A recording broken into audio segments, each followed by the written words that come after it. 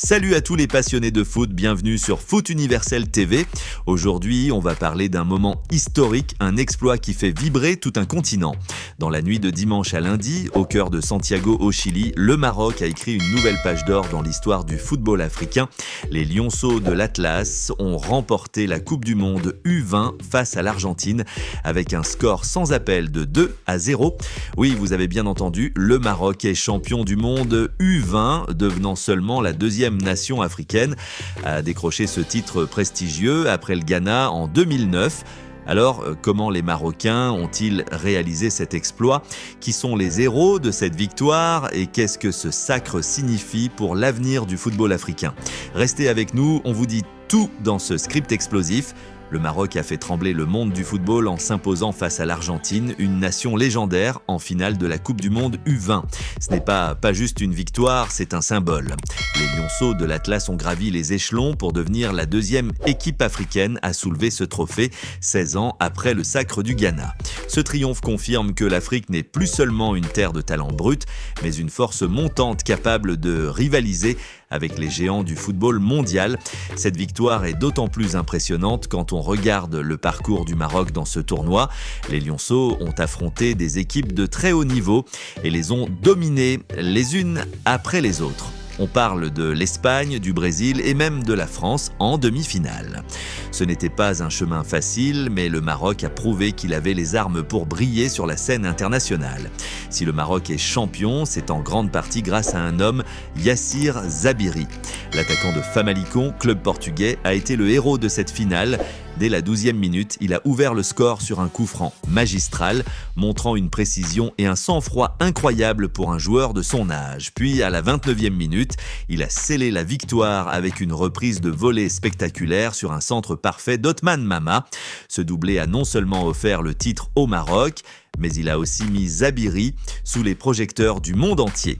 On parle déjà de lui comme d'une future star du football marocain et peut-être même mondial. Mais Zabiri n'était pas seul, toute l'équipe a brillé par sa cohésion, son fighting spirit et sa discipline tactique. Le sélectionneur a su tirer le meilleur de ses joueurs et ça s'est vu sur le terrain.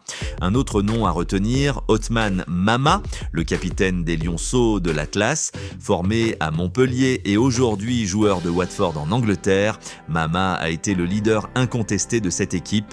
Non seulement il a délivré le centre décisif pour le deuxième but de Zabiri, mais il a aussi été désigné meilleur joueur du tournoi devant son coéquipier Zabiri.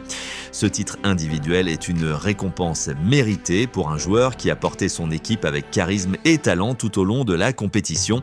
Mama incarne cette nouvelle génération de joueurs marocains, techniques, polyvalents et capables de s'imposer dans les championnats européens. Son leadership et sa vision du jeu ont été des atouts majeurs pour le Maroc dans ce tournoi. Revenons sur le parcours incroyable des Lionceaux de l'Atlas dans cette Coupe du Monde U20.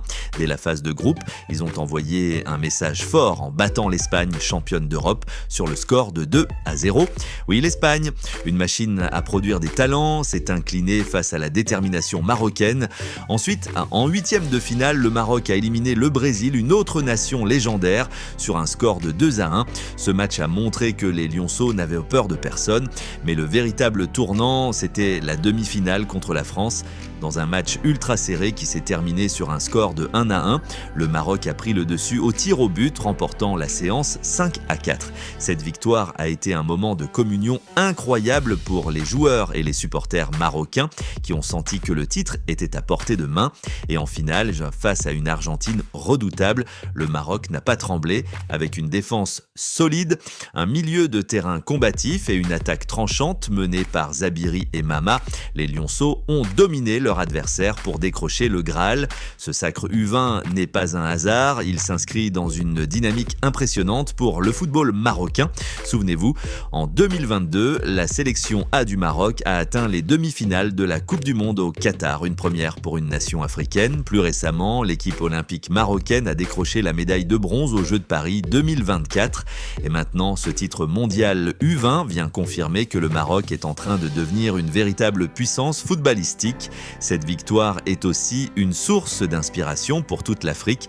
Le Ghana avait ouvert la voie en 2009 et maintenant le Maroc montre que le continent peut produire des équipes capables de rivaliser avec les meilleures nations du monde. Qui sera la prochaine nation africaine à briller sur la scène mondiale? On a hâte de le découvrir. Avec des joueurs comme Zabiri et Mama, l'avenir du football marocain s'annonce radieux. Ces jeunes talents vont sans doute attirer l'attention des plus grands clubs européens. Mais au-delà des individualités, c'est tout le système de formation marocain qui mérite des éloges. Les académies, les entraîneurs et les infrastructures mises en place portent leurs fruits et ce titre U20 en est la preuve. Ce sacre pourrait aussi booster le moral de la sélection A pour les prochaines compétitions internationales, notamment la CAN et la Coupe du Monde 2026. Avec une génération aussi talentueuse, le Maroc a toutes les cartes en main pour continuer à écrire l'histoire. Quel moment incroyable pour le football marocain et africain. Les lionceaux de l'Atlas ont prouvé que rien n'est impossible et ce titre U20 restera gravé dans les mémoires. Alors, qu'avez-vous pensé de cet exploit? Qui est votre joueur préféré dans cette équipe?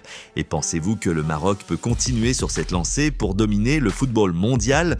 Laissez vos réactions en commentaire et n'oubliez pas de liker, de partager et de vous abonner à Foot Universel TV pour ne rien rater de l'actu foot. On se retrouve très vite pour de nouvelles analyses et des moments de foot inoubliables. À bientôt et forza les lionceaux.